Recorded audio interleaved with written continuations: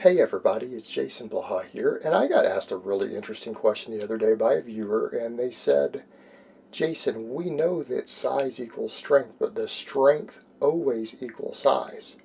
And I had to reply to him that that's really a nuanced, very nuanced answer, and the reason for that is a bit more complicated than you might think. Does size always equal strength? Well, not necessarily. Size equals strength potential. And the reason I have to say potential is that I'm not necessarily talking about you being locked into a device and testing the strength of a single muscle. Now, if you did that, yes, there's always a direct correlation. In other words, if we were to take quadricep or bicep hypertrophy, and I don't mean bodybuilders who've pinned a bunch of stuff in their bicep, and people need to keep in mind the overwhelming majority, the vast overwhelming majority of serious bodybuilders do side enhance their biceps. So in case you're thinking of, I'm talking about a small number of people, no, we're talking about pretty much every serious bodybuilder, all of them. So we're talking about muscle growth. But that side note aside, when you're talking about purely muscle growth, yeah, on a single joint exercise, if you are locked into a device that prevents you from using other muscles, because even a concentration curl doesn't do that because they don't strap you into it. If you're strapped into a machine that measures your bicep or quadricep strength, any hypertrophy would equal direct strength. But that's only on a single joint movement using really one muscle to where you can't cheat or get any involvement. If we're talking about any movement pattern that involves any movement of two joints, size only equals strength potential. Okay, it only equals strength potential, and it equals potential in regards to things like coordination of the joints, neuromuscular efficiency, all of that stuff. But yeah, someone who builds their bicep up using 3 reps versus 10 reps versus 20 reps, as long as hypertrophy has been constant, the strength increase when locked into a machine that straps you to where you can't move the rest of the body and you can only move the elbow, it's going to equal pretty much a direct correlation, and you're not going to be able to tell how they built that strength, right? Because the size will carry over directly, purely based upon hypertrophy of the myofibrillar parts of the muscle fibers. And that's been documented. That's been tested before. So when we talk about the other direction, strength carrying over to size, meaning in one given individual, we're not talking about different people because we know it varies from person to person. But you can't change your insertion points of your muscle, and you can't change your bone structure or your height. So because you can't change those things, mainly you can't change the length of your arms and legs, you can't change where your muscles insert into the skeleton. So in other words, your structure is permanent.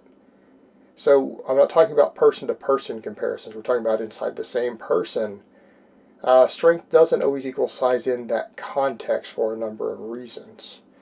Number one, strength is, when we're looking at big exercises, we're looking at an individual person's contribution by each muscle to that exercise.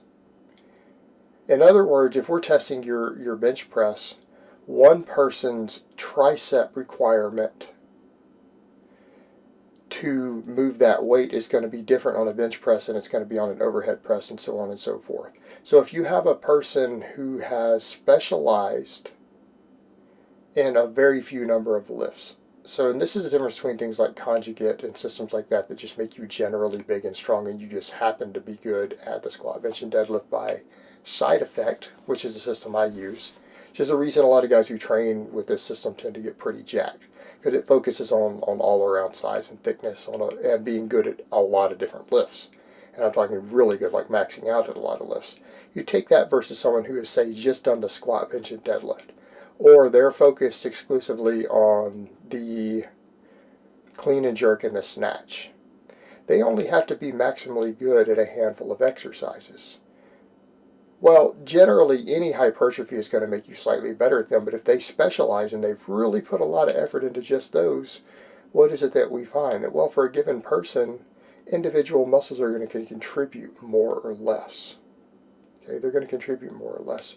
So it's possible for a person to be slightly smaller than their potential while still being phenomenal at those few exercises that they do. As we come over to the point, bench press is a perfect example.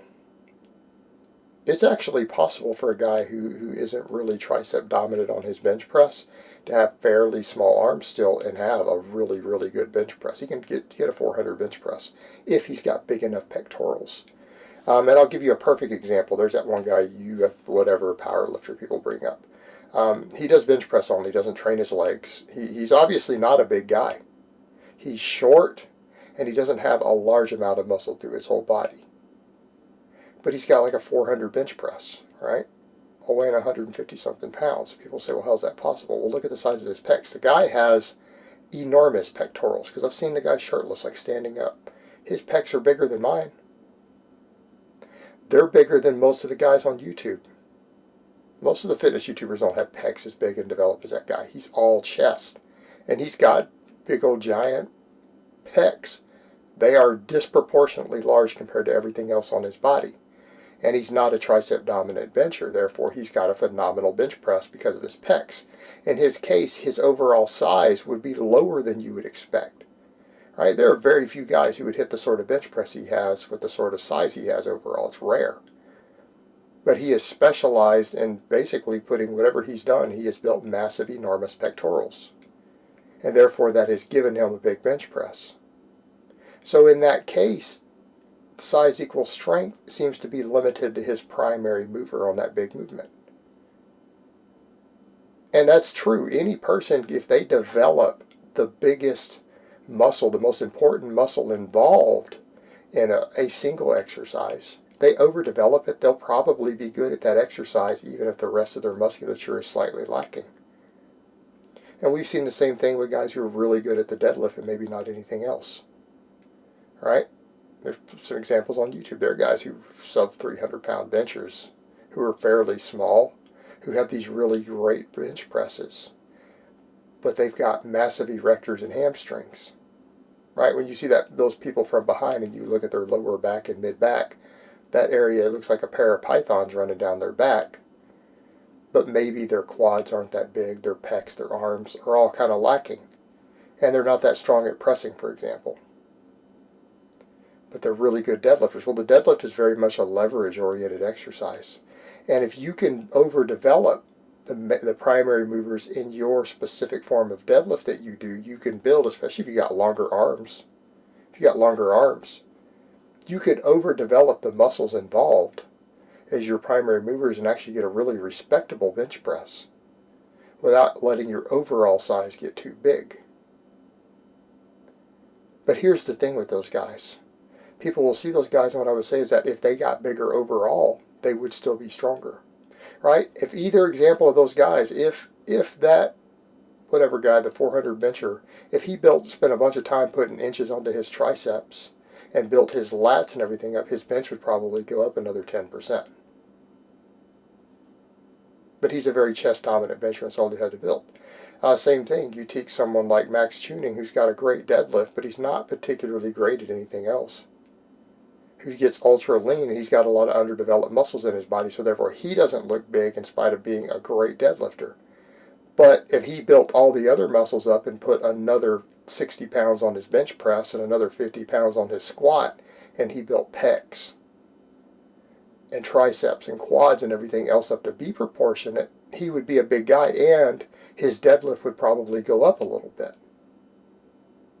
So the problem we run into is that people say, well, the strength always equals size. Well, for the short guy, not necessarily. No, because they have a leverage advantage. But for the average height or the taller guy, strength equaling size is going to be largely dependent upon how many exercises you're good at.